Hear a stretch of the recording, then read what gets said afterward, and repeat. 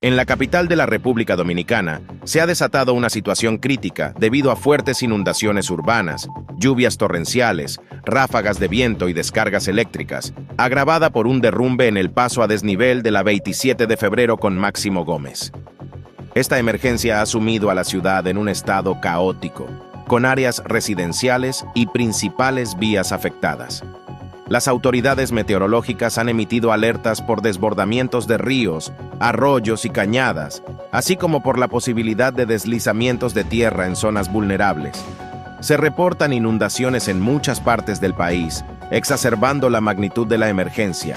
Se requiere acción inmediata.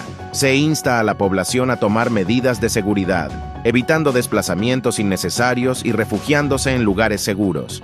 Equipos de respuesta y rescate están en operación para garantizar la seguridad y asistencia a los afectados. Prioricemos la seguridad y atendamos